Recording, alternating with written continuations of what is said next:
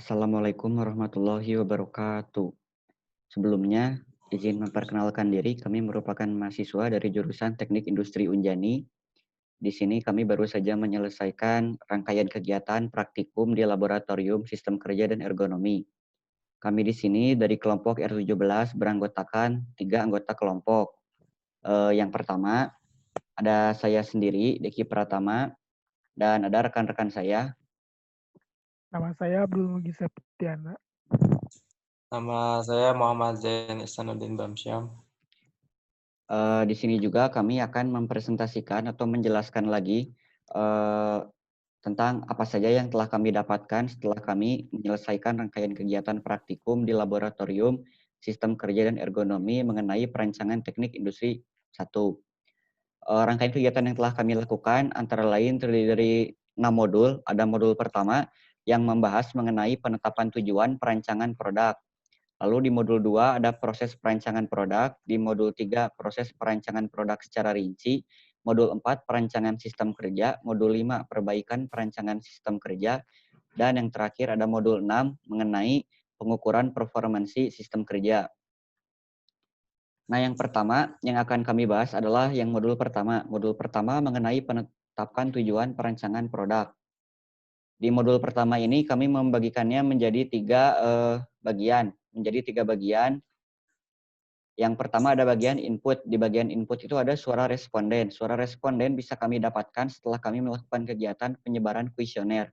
Penyebaran kuesioner yang kami lakukan itu sebelumnya telah kami terlebih dahulu membuat kuesioner dengan jenis kuesioner yang terbuka. Dengan kuesioner yang terbuka itu memungkinkan para responden untuk mengungkapkan ide, gagasan, keinginan, ataupun kebutuhan mereka dengan kata-kata mereka sendiri dengan lebih banyak tanpa adanya batasan. Sehingga proses selanjutnya yaitu membuat diagram tree atau pohon tujuan yang dibuat dengan tujuan untuk membagikan kategori-kategori pasar ke dalam tingkat yang lebih kecil ataupun terperinci lagi. Dan setelah proses ini telah kita lalui, kita akan menghasilkan output yaitu tujuan perancangan yang digambarkan dalam bentuk pohon tujuan atau diagram tree yang telah kita buat pada proses yang pertama. Selain itu juga kita dapat mendapatkan spesifikasi produk yang kita dapatkan melalui metode spesifikasi performance untuk membuat spesifikasi kinerja yang akurat dari suatu solusi rancangan yang diperlukan. Nah, dengan demikian, di modul pertama kita dapat simpulkan bahwa di modul pertama kita mempelajari mengenai penetapan tujuan perancangan produk yang berisikan informasi mengenai suatu cara untuk menentukan, membuat, mengolah, dan mengklasifikasikan keinginan atau kebutuhan konsumen menjadi spesifikasi produk. Selanjutnya, di modul 2 kita akan membahas mengenai proses perancangan produk. Yang sama di sini juga kita akan membagikannya kepada 3 bagian. Yang pertama ada bagian input, lalu bagian proses, dan yang terakhir output. Di bagian input kita ada spesifikasi produk yang dapat kita dapatkan setelah kita menyelesaikan rangkaian kegiatan di modul pertama. Lalu proses pada modul 2 ini yaitu pengelompokan suara konsumen berdasarkan karakteristik teknik produk rancangan yang kita dapatkan menggunakan metode QFD ataupun Quality Function Deployment yang kita gunakan untuk menetapkan target yang akan dicapai oleh karakteristik teknik produk sehingga dapat memuaskan kebutuhan konsumen. Lalu di metode Quality Function Deployment atau QFD ini, di dalamnya juga terdapat metode Zero One ataupun metode hubungan kebutuhan. Oleh karena itu, dapat kita simpulkan di modul 2 ini kita mempelajari mengenai proses perancangan produk yang berisikan informasi mengenai suatu cara untuk menentukan karakteristik teknik suatu produk, rancangan dengan membangkitkan alternatif dan digambarkan dengan sketsa pada gambar 3D ataupun 2D. Selanjutnya, modul 3 dan seterusnya akan dibahas oleh rekan saya. Oke, nama saya Abdul Mugi Septiana. Saya akan menjelaskan input, proses, dan output dari modul 3 dan modul 4. Oke, dimulai dari modul 3 terlebih dahulu. Modul 3, perancangan produk secara rinci. Proses perancangan produk secara rinci berisikan informasi mengenai suatu cara untuk menentukan dimensi produk rancangan berdasarkan data antropometri yang digunakan dan mengkomunikasikan produk rinci dengan gambar teknis. Input data antropometri hasil pengukuran. Nah, di modul 3 ini disediakan data antropometri sebanyak 50 sampel yang digunakan untuk mengukur komponen kursi keseluruhan, di mana ada sebanyak 13 komponen. Nah, pada prosesnya, terlebih dahulu dilakukan penentuan komponen kursi Damtron yang sesuai dengan variabel antropometri. Nah, jadi si komponen kursi keseluruhan yang 13 komponen tadi dipilih kemudian diperkecil menjadi 8 komponen. Kemudian masing-masing komponen tersebut dicari dimensi yang memerlukan pertimbangan data antropometri dan variabel antropometrinya. Setelah itu, masing-masing komponen tersebut dilakukan pengujian atau pengukuran, uji keseragaman, uji kecukupan, dan uji kenormalan data. Uji keseragaman dilakukan untuk memastikan bahwa data yang terkumpul berasal dari sistem yang sama.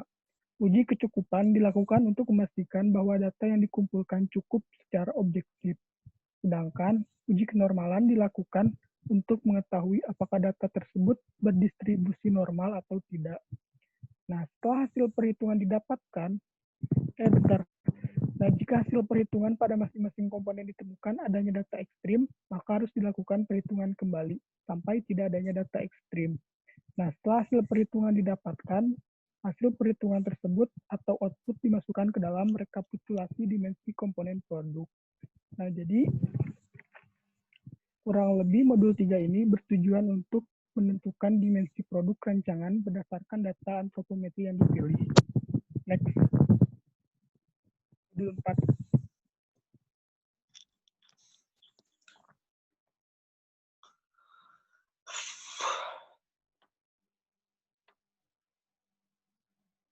Modul 4, perancangan sistem kerja.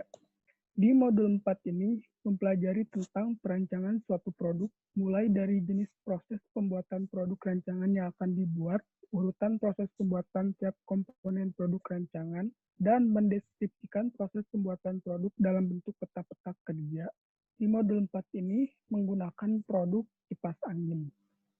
Sebelum membuat peta kerja, ada beberapa hal yang harus diperhatikan bahwa data yang dimiliki telah seragam atau tidak ada data yang out of control. Dan data yang dimiliki telah mewakili dari data kalkulasi sampai dengan melakukan pengujian pada keseragaman dan kecukupan. Setelah data dinyatakan seragam dan telah mewakili populasi sampel, selanjutnya harus menghitung waktu baku yang dilakukan dengan tujuan untuk mengetahui waktu acuan atau waktu standar dalam melakukan suatu kegiatan dalam operasi. Misalnya, dalam proses perakitan bagian dari subbagian menjadi suatu produk akhir.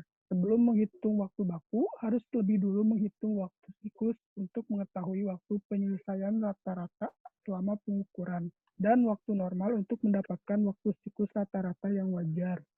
Pada proses penghitungan waktu normal ini juga dipengaruhi oleh nilai P atau nilai dari faktor penyesuaian. Jika pekerja bekerja dengan wajar, maka nilai P sama dengan 100% atau ditulis P sama dengan 1. Sedangkan jika terlalu lambat, maka nilai P kurang dari 1 dan P lebih dari 1. Jika pekerja dianggap terlalu cepat atau melebihi batas normal pada umumnya, jika waktu siklus dan waktu normal telah didapat, maka selanjutnya baru melakukan proses perhitungan waktu baku dengan rumus WB sama dengan WN X1 plus L. Nah, nilai L di sini merupakan nilai penyesuaian yang dipengaruhi oleh beberapa faktor. Misalnya seperti tenaga yang dikeluarkan, sikap kerja, gerakan kerja, kelelahan mata, keadaan suhu tempat kerja, keadaan atmosfer, dan keadaan lingkungan yang baik. Setelah menghitung waktu baku yang dapat dijadikan sebagai standar atau waktu acuan dalam proses pengerjaan, maka selanjutnya dapat menganalisis sistem kerja yang dipakai dengan menggunakan alat analisis dari peta kerja seperti peta proses operasi, peta tangan kanan tangan kiri, dan peta perakitan. Peta kerja merupakan salah satu alat analisis yang sistematis dan jelas yang digunakan untuk merancang dan memperbaiki sistem kerja agar berada pada sistem kerja yang efektif, aman, sehat, nyaman, dan efisien. Peta kerja juga dibedakan menjadi dua, yaitu peta kerja keseluruhan dan peta kerja setempat. Pada aksi komodo 4 ini menggunakan peta kerja keduanya, peta proses operasi dari peta kerja keseluruhan dan peta tangan kanan tangan kiri dari peta kerja setempat. Sekian dari saya. Terima kasih. Selanjutnya ada modul 5. Ya, selanjutnya di modul 5 kita akan membahas tentang perbaikan perancangan sistem kerja. Next. Nah, di sini juga terdapat 3 bagian, yaitu input, proses, dan output. Nah, inputnya itu sistem kerja sebelumnya.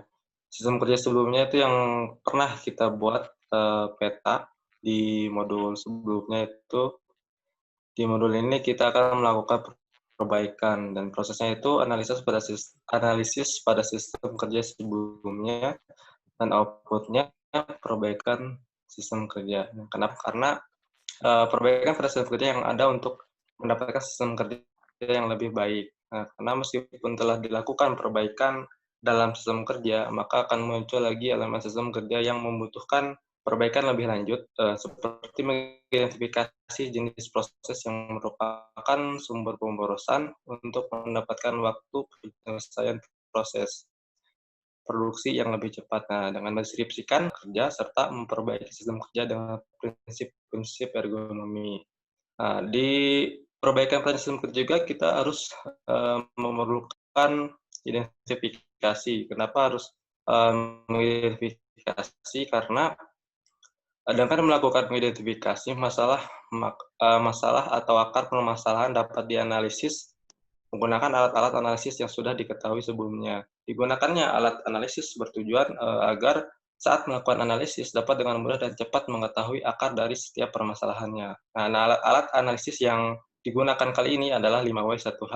Kenapa kita menggunakan 5W1H? Agar mudah mengetahui permasalahan dan apa yang harus dilakukan untuk memperbaikinya. Nah, dengan 5W1H ini, kita cukup dengan melontarkan pertanyaan seperti apa, mengapa, siapa, di mana, kapan, dan bagaimana, maka akar masalah dapat diketahui sekaligus dapat dengan solusi apa yang terbaik untuk memperbaiki masalah tersebut. Nah, hasil dari identifikasi masalah yang ada, yaitu pemrosesan karena terdapat proses perakitan yang dapat diminimalkan lagi waktu perakitannya pada masing-masing komponen yang dirakit. Nah, tidak hanya pemborosan dalam pemrosesan, melainkan adanya juga pemborosan dalam waktu menunggu tangan kanan dan tangan kiri saat merakit dan gerakan kerja operator yang terlalu lambat. Nah, dengan adanya pemborosan gerakan kerja berupa waktu dan jarak perakitan, maka layout perakitan diperbaiki agar pemborosan dapat berkurang. Nah, terus di sini kita melakukan perbaikan terhadap peta tangan kiri dan tangan kanan, serta peta perakitan dilakukan agar mendapatkan sistem kerja yang lebih baik dari sebelumnya. Mulai dari waktu yang semakin cepat, proses perakitan yang singkat, tapi tetap dengan kualitas yang baik, serta operator yang lebih terlatih. Nah, setelah peta tangan kiri dan peta tangan kanan perakitan diperbaiki, maka akan terlihat perbedaan yang terjadi pada sistem sebelumnya. Dengan sistem kerja yang telah diperbaiki, perbedaan yang terlihat jelas dari waktu penyelesaian pada proses perakitan, karena perancang melakukan perbaikan dengan mengubah lokasi pada layout komponen yang akan dirakit. Yang jelas akan sangat berpengaruh terhadap waktu penyelesaian pada proses perakitan, karena waktu yang dibutuhkan untuk merakit kipas angin pada sistem kerja sebelumnya, kita memerlukan waktu sekitar 12 menit. Nah, sedangkan setelah adanya perbaikan sistem kerja ini, kita hanya membutuhkan 6-7 menit dalam proses perakitan. Next week.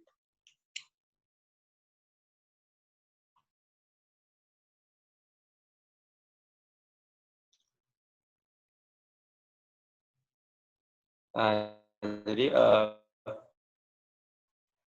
lanjut ke modul 6, yaitu pengukuran performansi sistem kerja. Pengukuran performansi sistem kerja merupakan hal yang harus diperhatikan pada saat membuat suatu produk. Karena dalam sebuah proses produksi memerlukan perhitungan seberapa lemah sistem yang dibuat tersebut dapat berjalan dengan baik. Dari sini, pengukuran performa sistem kerja dibagi juga dari 3 bagian, yaitu input, proses, output, di mana input-nya peta tangan kiri, tangan kiri sekarang, dan usulan yang kita sudah buat sebelumnya, dan proses perhitungan waktu baku secara tidak langsung dengan melakukan metode MODS. Terus output-nya itu hasil pengukuran waktu buku secara tidak langsung dengan metode MOS. Nah, dalam waktu pemrosesan pada sistem kerja tersebut adalah waktu baku ya, dan dan bukan waktu siklus. Ini disebabkan oleh waktu siklus yang belum terdapat kelonggaran-kelonggaran yang dibutuhkan. Selain itu, waktu siklus juga didapatkan dari operator yang tidak diketahui apakah sudah ahli atau kurang ahli. Nah, kelonggaran yang diperhitungkan pada saat mencari waktu baku sebenarnya saat dibutuhkan lagi. Nah, sebab jika tidak ada kelonggaran untuk operator, salah satunya, maka kemungkinan buruk yang terjadi akan semakin besar. Nah, kelonggaran juga digunakan untuk kebutuhan pribadi seperti minum atau ke kamar kecil, tidak hanya untuk kebutuhan pribadi juga sih.